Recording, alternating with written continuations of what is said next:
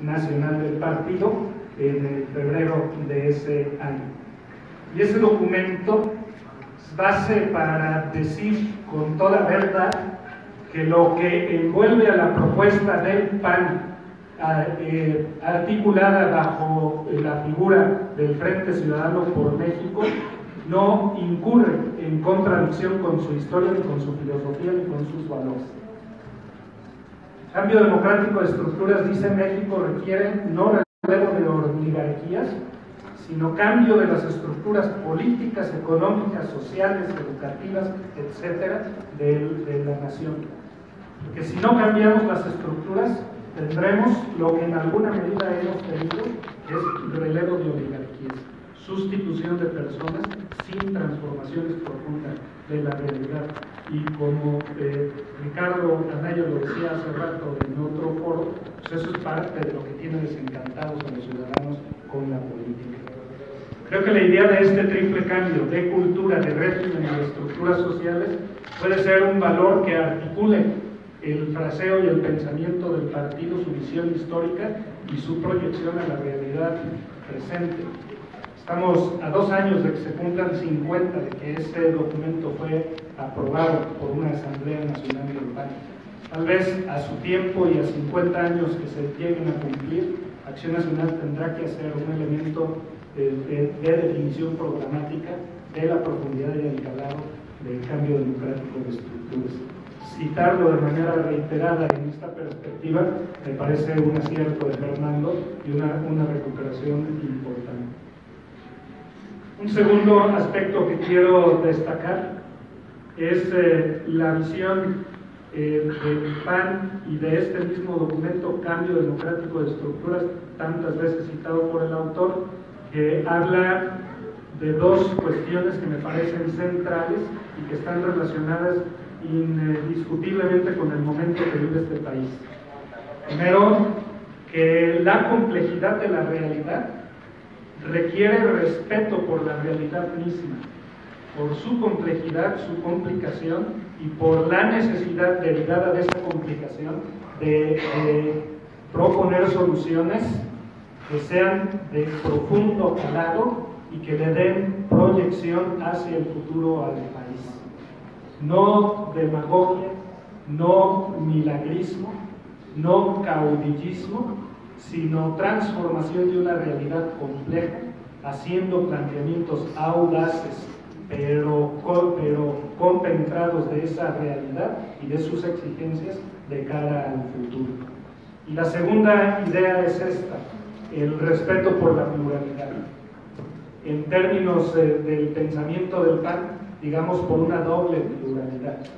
La pluralidad que representan los partidos a partir de sus diferentes visiones y la pluralidad misma de la composición social, que es mucho más que los partidos políticos y que reclama, como se está también convocando en el Frente Ciudadano por México, la intervención de actores sociales desde diferentes sectores de la vida en términos generales, empresarial, académica, en fin, todas las agrupaciones intermedias, tal y como las enuncia en algún momento Fernando. Un tercer tema que me parece para destacar, y allí ya concluiría yo mi intervención en respeto del tiempo de todos, es la siguiente. Claro, porque además, para un jalisciense militante del PAN, centrar su intervención en la figura de Efraín González Morfín, de quien de la voz se reconoce discípulo, pues no da ningún mérito, es casi obligado. Pero es doblemente obligado cuando el autor del texto, Fernando Rodríguez Doval, cita también al otro Efraín, a Efraín González Luna, y su visión sobre la economía y la sociedad, su visión sobre la familia y la articulación de las vidas humanas, que reconoce en este concepto tan rico que se puede leer en La dignidad del trabajo y en otros textos de Efraín González Luna, de la empresa y en un sentido mucho más amplio de la sociedad como comunidad, como entretejido de destinos y de vidas humanas, que es finalmente lo que está como telón de fondo de todas estas ideas de dignidad de la persona, de bien común, de solidaridad entre personas, de complementariedad a través del principio de subsidiariedad, que es lo que recoge el pensamiento del PAN. Comunidad de vidas y de destinos. Si en la empresa o en la sociedad cada ser humano tiene un destino que cumplir, como lo afirma la doctrina del PAN, entonces de allí se sigue que cada persona esté llamada a la realización de ese destino y que para hacerlo encuentre los elementos en la comunidad que sean suficientes para que pueda alcanzar su propia realización. Y que lo que ocurre en la empresa tiene que ver con que la persona adquiera para sí y para los suyos los medios suficientes para vivir con su dignidad de ser humano.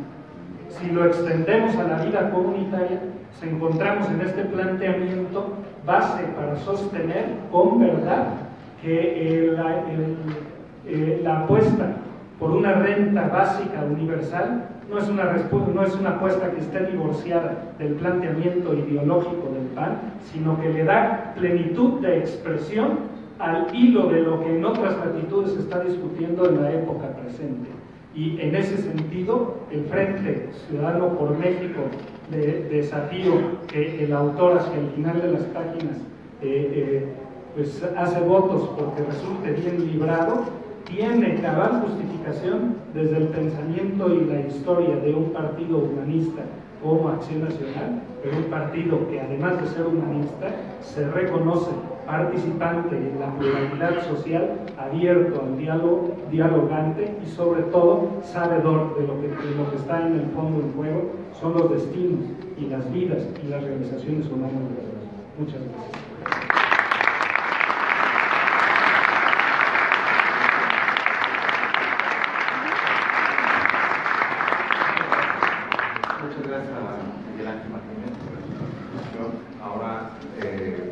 Paso la palabra a Fernando Berruzarán, promotor del Frente Ciudadano. Gracias, Mauricio. Bueno, pues encantado de estar aquí y ver muchas caras conocidas. A Isaías Cortés, que tuve que tratar, por cierto, asuntos de marihuana, en la Cámara. Está Mara Robles, que conozco desde aquellas batallas legendarias con la FEG aquí, que ayudábamos desde el Consejo Estudiantil Universitario. Siempre he reconocido tu capacidad intelectual, Mara. Está aquí, porque estaba Raúl Padilla, que conozco hace muchos años. Está Fernando Garza, que conozco, por supuesto, a Fernando Guzmán, candidato a gobernador. A Donativo Bravo, que hoy fue dirigente estudiantil y hoy ojalá ya también dirigentes estudiantiles en la UNAM, que es muy bueno. A Santiago Kriel, siempre ha apreciado también su capacidad intelectual. A mi amigo Enrique Velázquez, está aquí, promotor también de causas libertarias en el Poder Legislativo. Muchas gracias. Estoy pues muy agradecido con mi amigo Fernando Rodríguez Doval, alguien a quien aprendí a apreciar desde el principio de la Cámara. Coincidimos incluso muy cerca con una iniciativa de segunda vuelta electoral. Pero además, con mi tocayo, no es porque es alguien que le gusta debatir, que le gusta hablar con razones, que le gusta acordar para el bien del país. Así lo conocí, él diría, como me gustaría decir después de leer, para el bien común, y por eso coincidimos muchas veces o discrepamos muchas veces, pero siempre con mucho respeto.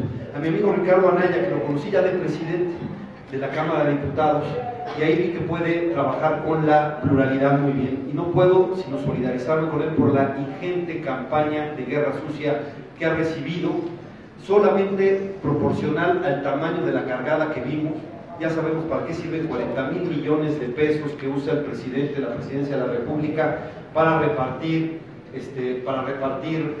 discrecionalmente a los medios de comunicación. Eso lo tenemos que cambiar para que ya no sea discrecional. Nada más hay que cumplir con lo que acaba de decir la Suprema Corte de Justicia de la Nación. Tenemos que revisar el derecho de réplica, porque si cada vez que uno gana el derecho de réplica se va a la Suprema Corte, pues simplemente no sirve. Eso lo dijimos, por cierto, en un voto particular. Lástima que en esa ocasión no convencía al PAN de que esa ley del derecho de réplica pasaba, pero bueno, qué gusto estar con Ricardo.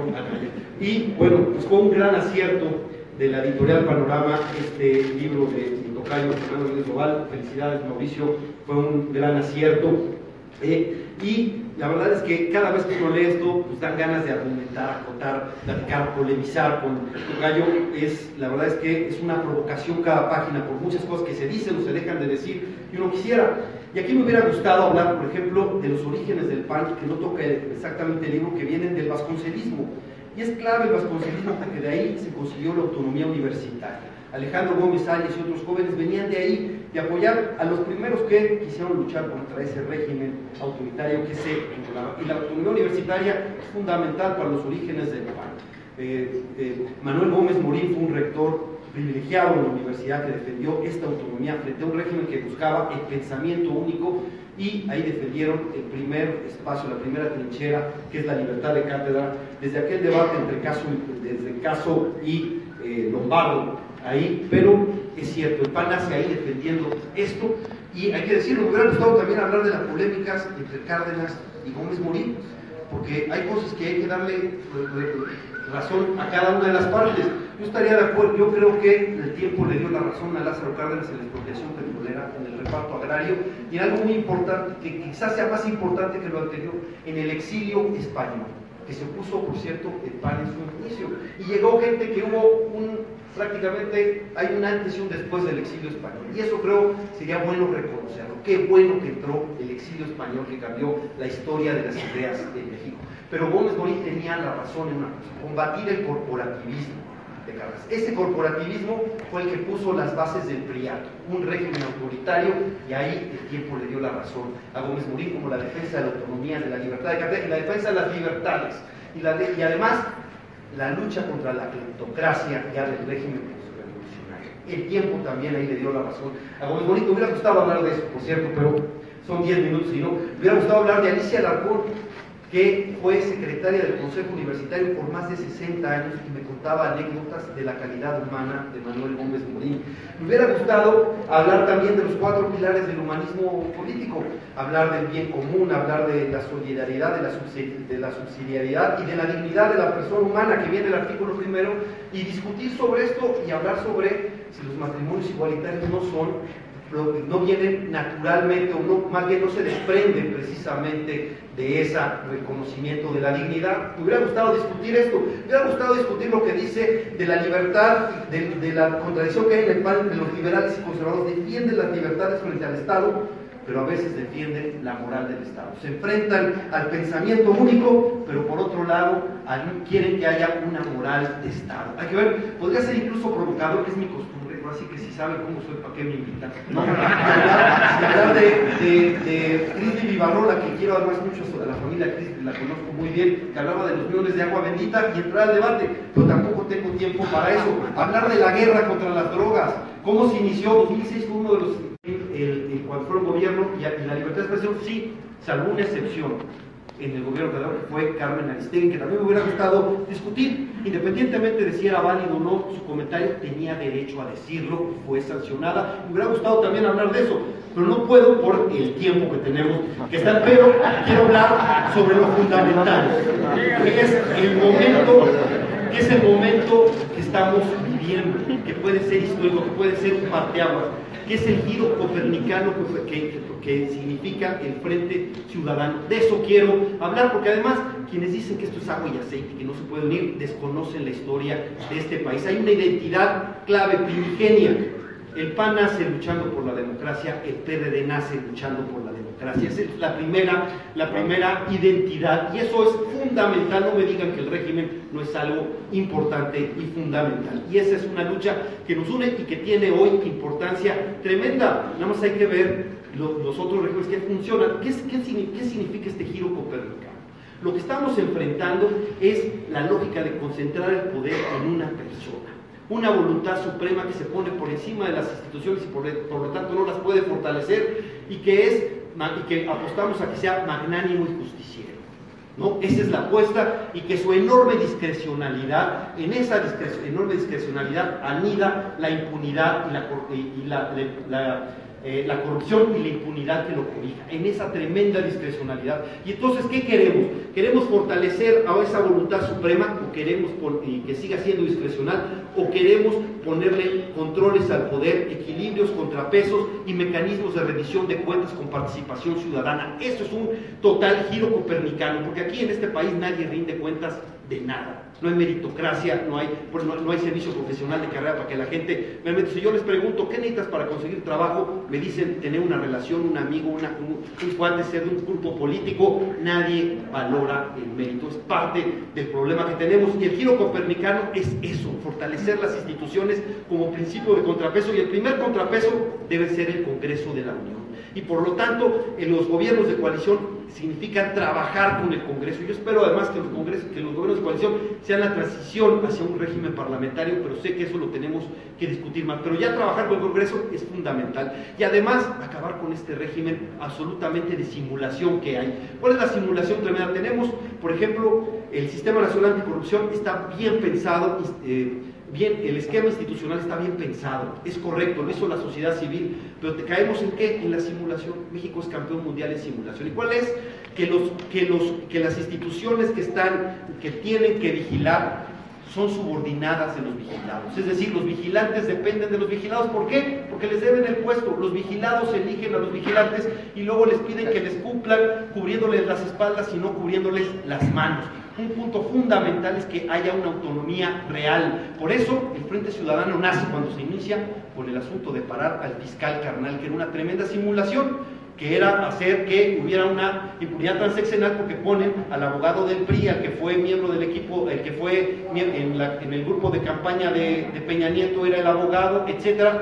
Por cierto, miembro de la bancada del PRI, ese era el que iba a ser el fiscal de 9 años, ¿no? Y ahora vemos la otra opción, que es Morena, que por cierto dicen que eran los que más nos señalaban, juntan el agua y el aceite, y ahorita están buscando a un partido ultraconservador que es satélite de la Secretaría de Gobernación, que es el juez, para hacer alianza, ¿no? Bueno, bonita congruencia, ¿no?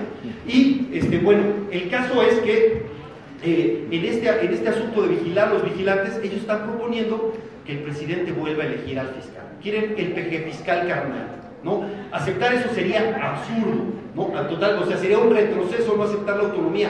Necesitamos que la Procuración de Justicia deje de ser arma política del grupo en el poder, pero nadie lo acepta, porque todos quieren jugar con cartas marcadas. Y hay una deformación que tenemos.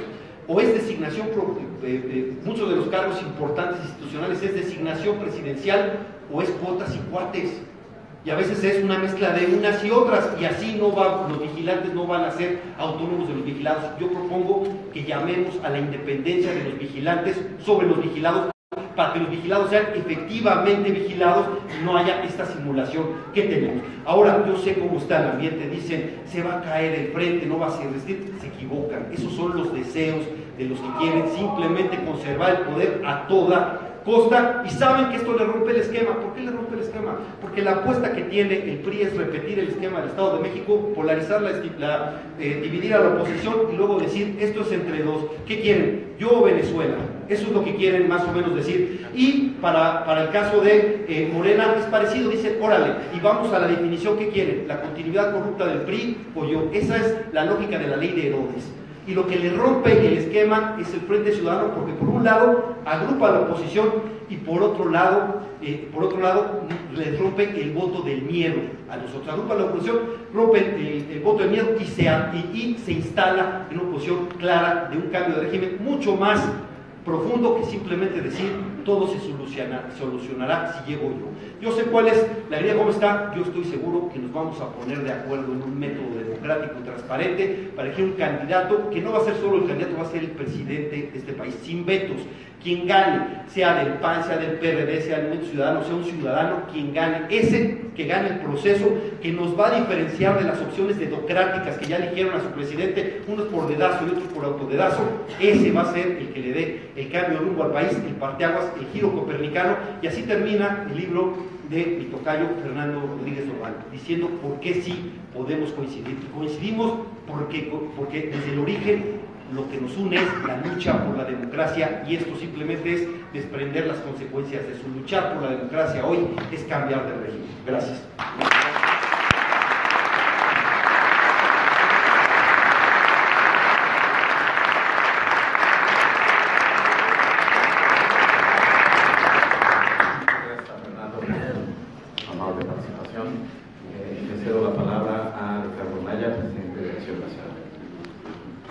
Muchas gracias, estimado Mauricio Volpi, editor de este extraordinario texto, escrito por mi amigo Fernando Rodríguez Doval. Saludo con mucho gusto a Raúl Padilla, que hizo favor de presentarnos. Entiendo estuvo que adelantar. Aquí le pedimos a Mara que haga extensivo el saludo, además por supuesto de saludar a Mara y felicitarnos por este extraordinario esfuerzo en esta Feria Internacional del Libro. Saludo con muchísimo gusto a Fernando Belanzarán. Fuimos diputados federales juntos, un hombre brillante, de convicciones, de ideas, que dice lo que piensa, siempre está dispuesto a dialogar, a escuchar a quien piensa diferente. Saludo de veras con muchísimo gusto, felicidades por tu presentación. Me hubiera gustado oír un día un debate entre ustedes, ya nos tocará ver cómo polemizan sobre esos asuntos. Saludar con muchísimo gusto a Miguel Ángel Martínez, presidente estatal del partido, un hombre de ideas, profundamente conocedor de la doctrina, de la historia del Partido Acción Nacional, y de manera muy especial a Fernando Rodríguez Doval, un estudioso de la política mexicana desde los dos ámbitos, desde el ámbito teórico, académico, es un hombre con importantes grados de estudio, pero además maestro universitario, pero por otro lado también desde el lado de la ejecución de la política, porque Fernando Rodríguez Doval, además de ser maestro universitario, ha sido diputado local, diputado federal, hoy vocero nacional del Partido Acción Nacional y también director de la Fundación Rafael Preciado Hernández. Felicidades, Fernando. A mí me da muchísimo gusto la aparición de este libro, El PAN y su identidad política, y creo que es un libro muy pertinente porque aborda un tema que es fundamental, que son las ideas políticas, la doctrina de un partido político. Y digo que es un tema fundamental porque en un análisis que hace el académico von Beime de cientos de partidos políticos de democracias occidentales, llega a la conclusión de que hay un común denominador en los partidos políticos que perviven a lo largo del tiempo, entre los partidos que tienen vidas largas, y ese común denominador es que son partidos con planteamientos ideológicos claros, es decir, los partidos con ideas, con doctrinas claramente definidas, son los partidos que perviven en el tiempo. Y perviven porque no están sujetos a la coyuntura o al accidente electoral. Y el PAN es un muy buen ejemplo de ello, como da cuenta Fernando en este libro. Porque, como ustedes saben, el PAN se funda en 39 y pasan 50 años para que el PAN gane por primera vez una gubernatura. Hasta 1989, cuando Ernesto Rufo gana la gubernatura de Baja California. ¿Cómo puede un partido político pervivir tantos años sin obtener triunfos electorales, en este caso en gubernaturas? Pues solamente se explica con un partido político que tiene ideas específicas por las cuales lucha. Aprovecho para saludar a don Tonatiuh Bravo, rector de la universidad. Muchísimas gracias a todas y a todos ustedes. Ya Fernando hizo el recuento, es que yo lo voy a obviar. Y Fernando tiene otro libro que escribió con Alonso Lujambio, 1939, Documentos Fundacionales, donde recupera una serie de textos de la historia de Acción Nacional, y entre esos textos que recupera este libro de Fernando y de Alonso Lujambio están los documentos del acta, la transcripción de lo que ocurrió en la sesión fundacional del Partido Acción Nacional. Y en aquellos días de septiembre de 1939, cuando se estaba discutiendo el documento ideológico rector del PAN, los principios de doctrina, interviene Manuel Gómez Morín, primer presidente del partido, fundador, motor del origen de Acción Nacional, para pedir que se discutan con enorme pausa y con enorme profundidad, decía Gómez Morín, porque antes de discutir siquiera los documentos jurídicos que nos van a dar vida, los estatutos, debemos discutir los principios, nuestras causas, por qué vamos a luchar. Y tenía razón don Manuel, esto que muchos años después von Beime documenta, es decir, que los partidos perviven en la medida que tienen ideas claras, causas específicas por las cuales luchar, Eso don Manuel Gómez Morín lo tenía clarísimo, lo hizo patente. De hecho, los dos primeros capítulos o principios pasan prácticamente sin discusión. Interviene don Manuel y pide que se discutan a fondo. Después hay discusiones riquísimas, que por cierto están documentadas en este otro libro de la autoría de Fernando, que les recomiendo ampliamente. Y Fernando dice en la página 143 del libro algo que me parece fundamental, en la parte final. Voy a leer un pequeño fragmento. Dice: participar en el Frente Ciudadano por México de ninguna manera atenta contra la identidad ideológica de Acción Nacional. Por el contrario, dice Fernando, supone la aplicación de uno de sus pilares doctrinales, el bien común. Y yo coincido con Fernando Rodríguez Doval, porque el Partido Acción Nacional tiene una responsabilidad con México. Primero está el país, después los partidos y mucho después los proyectos personales, por legítimos que puedan ser.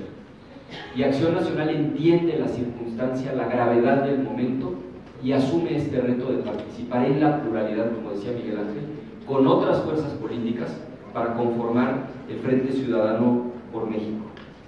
Los problemas del país nos obligan a hacer un esfuerzo extraordinario. Decía Agustín Basabe en uno de los encuentros que se han organizado en torno al Frente, que en tiempos ordinarios la pregunta es ¿qué le va a tocar a cada quien? Y en tiempos extraordinarios la pregunta debe ser ¿qué le toca aportar a cada cual? Y eso es lo que nos hemos planteado en el Frente Ciudadano por México. Ante la gravedad de los problemas que está viviendo el país, la pregunta no es qué nos va a tocar a los partidos, sino qué nos corresponde aportar a las fuerzas políticas para transformar esta realidad. La inseguridad, lo decía Fernando Belanzarán, es el año más violento en la historia de México desde que hay registros, desde el 97, hace 20 años, y son datos oficiales del Secretario Ejecutivo del Sistema Nacional de Seguridad Pública, hace 20 años que no teníamos un año tan violento como el año 2017. De hecho, de seguir la violencia como va, este sexenio va a cerrar inclusive con más homicidios dolosos que el sexenio anterior, que ya de suyo fue un sexenio terriblemente violento. En materia de desigualdad, las cosas son absolutamente insostenibles. La brecha en México entre los que lo tienen todo y quienes no tienen prácticamente nada, cada vez es más grande. Ya somos, de todos los países de la OCDE, el país más desigual. El salario se va precarizando año con año. Les compartía yo el dato hace unos momentos en la entrevista con José Goldenberg. Cuando empezó el sexenio, ya había más o menos 42% de la población cuyo ingreso mensual o cuyo ingreso era inferior a 2 salarios mínimos. Estamos hablando de tener ingresos diarios inferiores a 160 pesos. ¿Quién puede vivir con 160 pesos al día? Para estas alturas del sexenio ya es prácticamente el 50% de la población la que tiene esos ingresos. Cuando ustedes lo ven en la gráfica, los salarios, los empleos con salarios muy mal pagados son los que efectivamente han venido aumentando, y en cambio los empleos bien pagados han venido en caída libre. Por eso me parece de un cinismo absoluto que el gobierno se dedique a pagar planas completas en todos los diarios de circulación nacional para decir que este es el sexenio del empleo. Es un problema severo el de la precarización del salario. El tema de la desigualdad también se está incrementando. Ustedes ven el PIB, el tamaño de nuestra economía, cuánto del PIB hoy se está yendo a salarios, es decir, a la bolsa de la gente como remuneración por trabajar, y cuánto se está yendo a utilidades.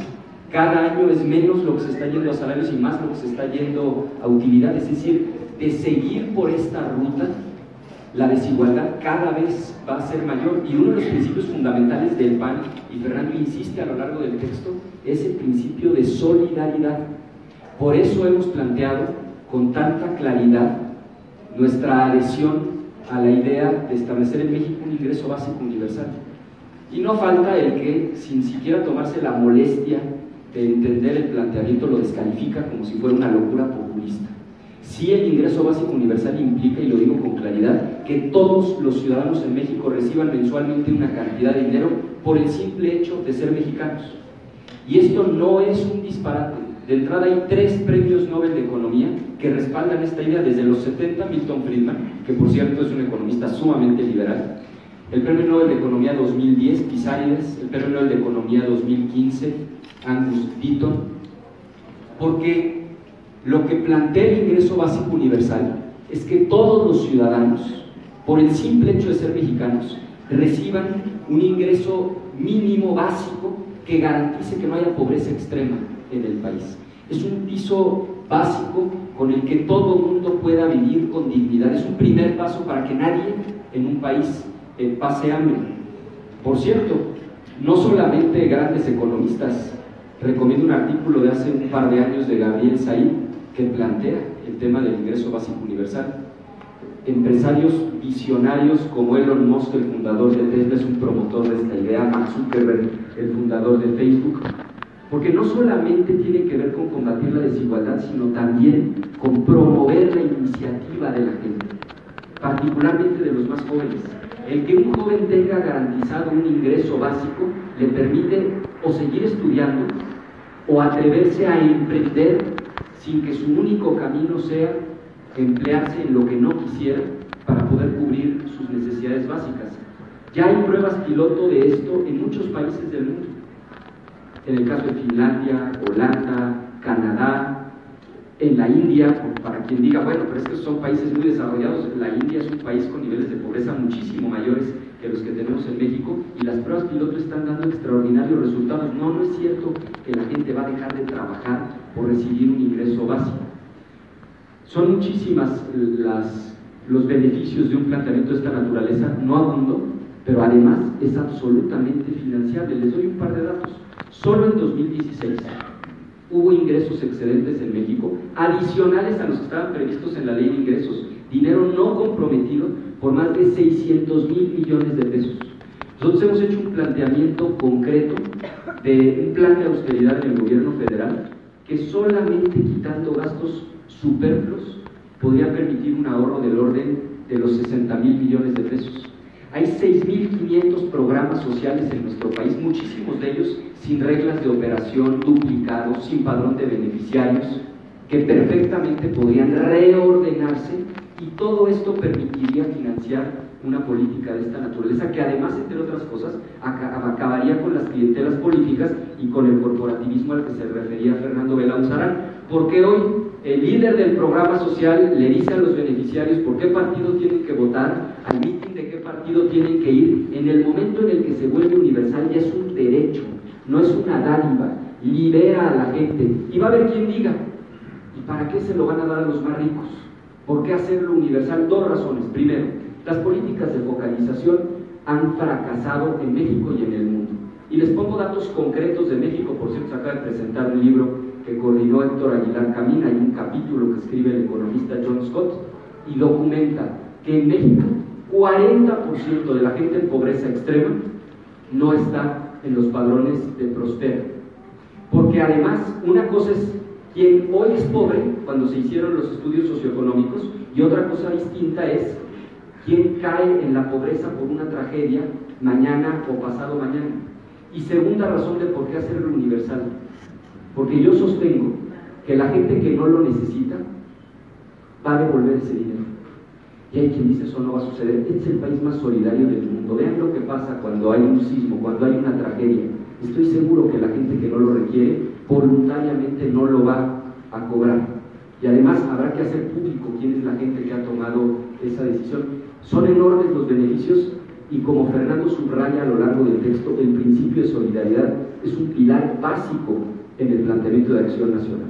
No es una idea populista y irresponsable, es un planteamiento serio, sensato, que requiere, por supuesto, una explicación profunda, detallada, pero que estoy convencido que con el triunfo del Frente Ciudadano por México vamos a hacer realidad.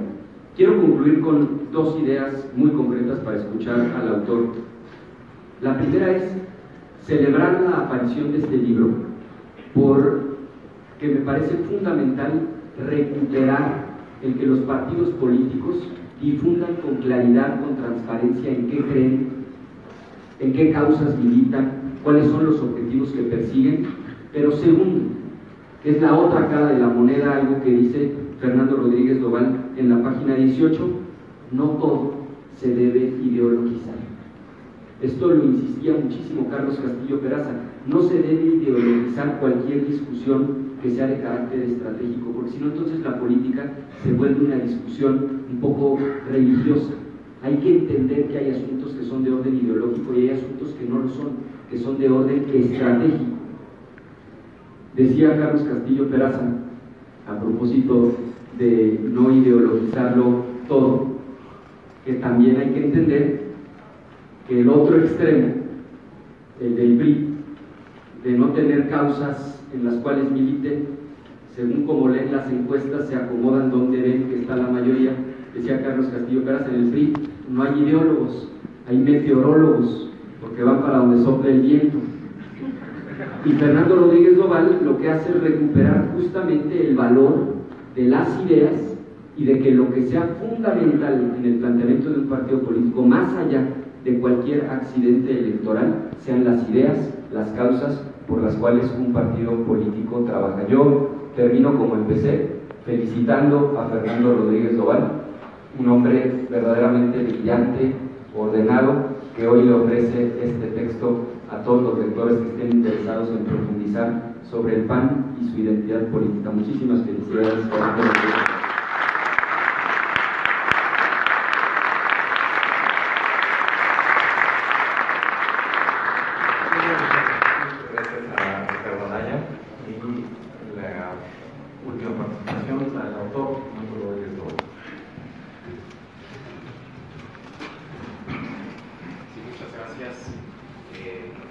Por estar aquí.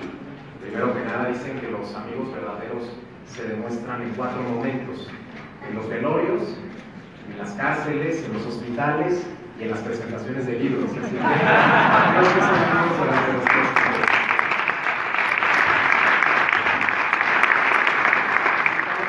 Agradecer muchísimo a los compañeros, amigos que hoy me hacen el honor de estar en esta mesa. Primero, Mauricio Volpi, el director de Panorama, gracias por la oportunidad de poder compartir con los lectores acerca del pensamiento del programa del Partido Acción Nacional.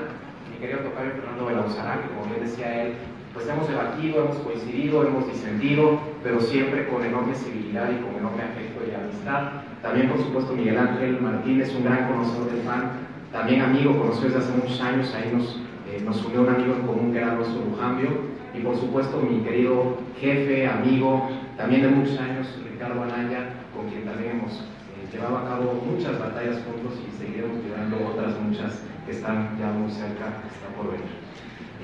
En efecto, los partidos políticos, ya no tengo mucho que decir después de estas espléndidas 3 presentaciones, pero los partidos políticos, decía Luis Sánchez Álvarez, son la expresión de una cultura. No solamente se agotan en las elecciones, sino que transmiten de generación en generación una cultura, y eso es precisamente lo que conocemos como la identidad. Decía Carlos Castillo Peraza que la identidad es la capacidad que todo grupo humano tiene para, a partir de unos principios que no cambian, dar respuestas nuevas e innovadoras a una realidad que sí se transforma. Y precisamente el éxito del PAN a lo largo de 78 años de historia ha consistido, por un lado, en tener una identidad muy firme, una identidad muy clara, muy nítida, a partir de unos principios que no cambian, pero que esta identidad ha podido ir dando poco a poco respuestas a una realidad que se ha transformado profundamente desde 1939, en que Manuel Gómez Morín y otros muy destacados mexicanos acudieron a la Fundación de Acción Nacional. Y creo, como bien decía Ricardo, que es ahí donde se inscribe esta propuesta tan innovadora, tan novedosa, como diría Carlos Castillo Peraza, del ingreso básico universal.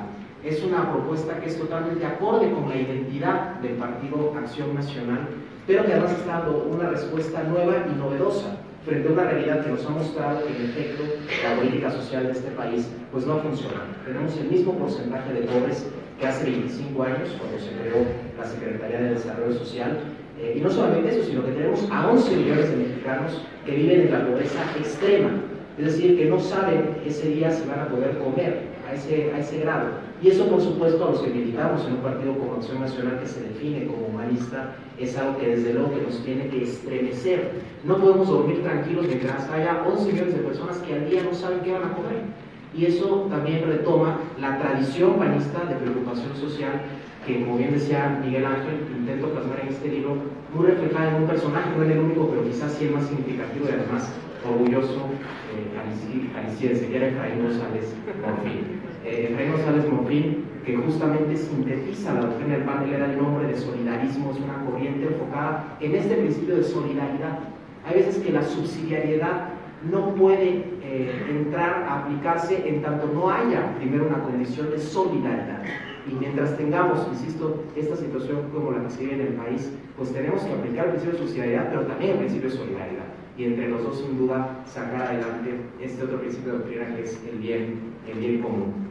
Pues nada más, la verdad es que los invito a todos ustedes a que puedan leer este libro, que lo comentemos, y que por supuesto que este libro pueda contribuir a este debate que bien anunciaba Mauricio Volpi, que es tan indispensable entre los partidos políticos como precisamente empresas culturales, los partidos políticos como transmisores de una cultura, ser capaces de intercambiar ideas, de deliberar, algo que siempre ha defendido mi tocayo Melauzarán, y de esa manera poder construir una mejor democracia para nuestro país. Muchas gracias a todos, y agradezco mucho también a todos los que vinieron desde la Ciudad de México. Aquí veo a Alan Ávila, el secretario nacional de Acción Juvenil, también a Santiago Krieg, y a los amigos aquí de Jalisco, que pues veo muchísimas caras conocidas, no les puedo mencionar a todos porque seguro se me va a mirar alguno, pero que me da mucho gusto verlos a todos. Que Dios los bendiga. Muchas gracias.